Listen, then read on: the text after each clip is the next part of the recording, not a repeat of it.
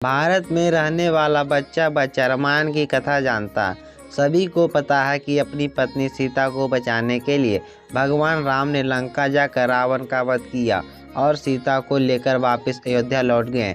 मगर रावण की मृत्यु के बाद उसकी पत्नी मंदोदरी का क्या हुआ, यह बात बहुत कम लोग जानते हैं। शास्त्रों में भी इसका बहुत कम ही जिक्र मिलता है। मगर हिंदू पुराण में दर्ज एक कथा के अनुसार मंदोदरी रावण की मृत्यु के बाद लंका में ही रही और लंका का पूरा राजपाट भी संभाला।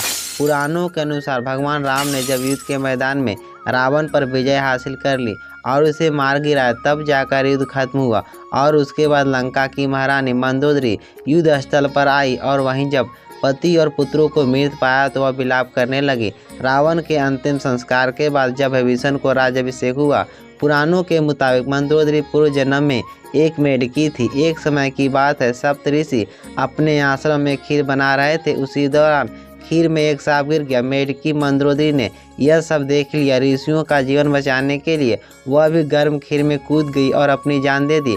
ऋषियों ने मेढकी को अपनी खीर में कूदते देखा तो उन्हें बहुत क्रोध आया। वे गुस्से में आकर खीर से भरा पतीला फेंक रहे थे। उसी दौरान उन्होंने देखा कि खीर के अंदर सांप भी मरा हुआ था। वे समझ गए कि मेढकी ने उनका जीवन बचाने के लिए अपने प्राण त्याग दिए हैं। उन्होंने मंदोदरी को वापस जीवन दान देकर एक कन्या का रूप दिया।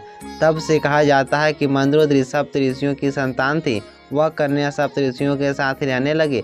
कुछ समय बाद ऋषियों ने सोचा कि एक कन्या का ऋषियों के पास क्या काम, कहीं कोई उनके ऊपर लांछन न लगा दे। इसके बाद महान ऋषि कश्यप के पुत्र मायासुर को बुलाया गया और कहा गया कि इस कन्या को तुम अपने पास रखकर देखभाल करो। मायासुर ने वचन दिया कि मंदोदरी को वे अपनी पुत्री ही समझेंगे और उसका पालन करेंगे। बाद में मंदोदरी की शादी लंकापति रावण के साथ हो गई। इस शादी से मंदोदरी को 2 पुत्र मेघनाद और अक्षय प्राप्त हुए। वह रावण की बेहतरीन सलाहकार थी। सीता के अपहरण के बाद मंदोदरी ने कई बार रावण को समझाया कि वह सीता को वापस कर दे। इस तरह दूसरे की पत्नी का अपहरण करना लंकेशपति को शोभा नहीं देता, लेकिन अहंकार और बदले की भावना में चूर रावण ने उनकी एक नहीं सुनी और युद्ध में भगवान श्री राम के हाथों मारा गया। रावण का वध करने के बाद प्रभु श्री राम ने विभीषण को लंका का नया राजा बनाने की सलाह दी और उन्होंने मंदोदरी से विवाह करने का प्रस्ताव दिया। हालांकि मंदोदरी ने इस प्रस्ताव को ठुकरा दिया और खुद को राज्य से अलग कर लिया। कुछ समय बाद वह विभीषण से विवाह करने पर सहमत हो गई।